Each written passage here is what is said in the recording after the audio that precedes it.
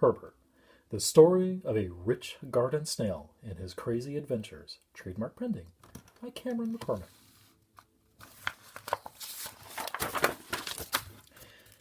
This book is dedicated to all the possible monsters under my bed who could, maybe not, enjoy this. If they don't exist, it is dedicated to my buddy Christian.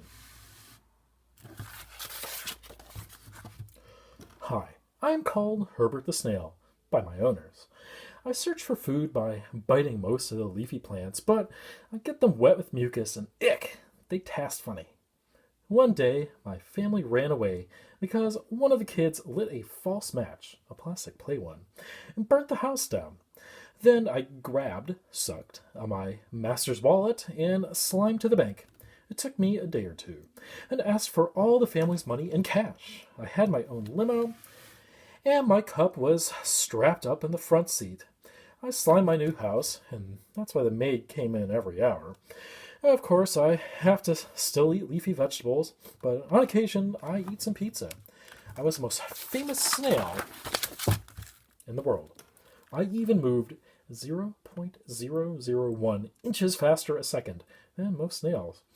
But I'm going on a diet because I ate 1 gram of that pizza. I know how the African giant snail feels, puffed up like a potato. I saw my nerdy neighbor, Ernie McDonald. Whew, I like to slime that kid. That's it!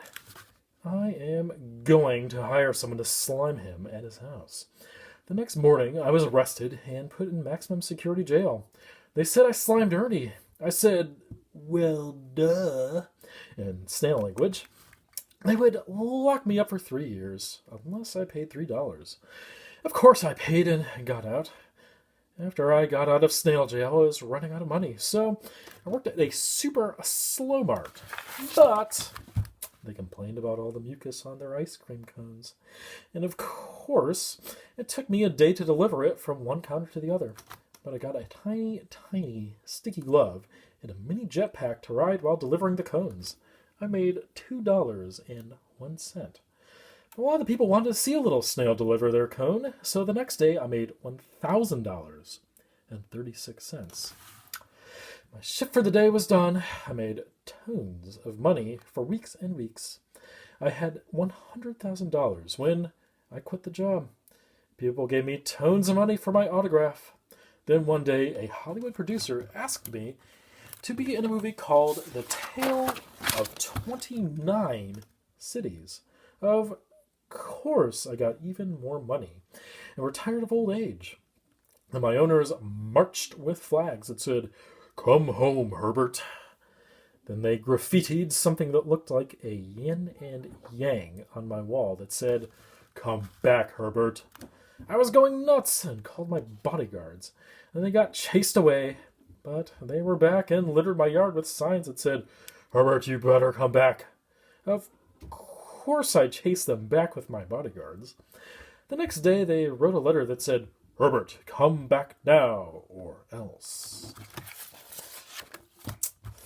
Now, I called the hotline 223-410-PROTECT. But since the place was cold, and since I was cold, and since I was cold-blooded, I ran off to a distant land called Hawaii. But my family was still chasing me even in Hawaii. But now I hired an army sergeant to protect me. But then I decided running was useless against the family. I surrendered to my family and went back into my boring tank. And I'm just a snail once more. The end.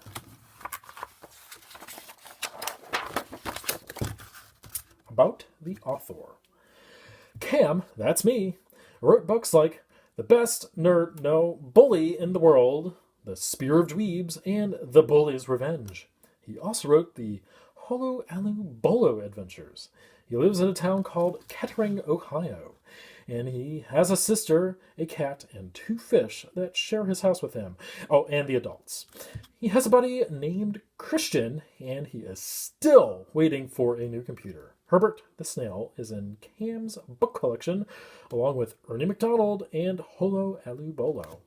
There's Ernie, there's Holo, and there's Herbert.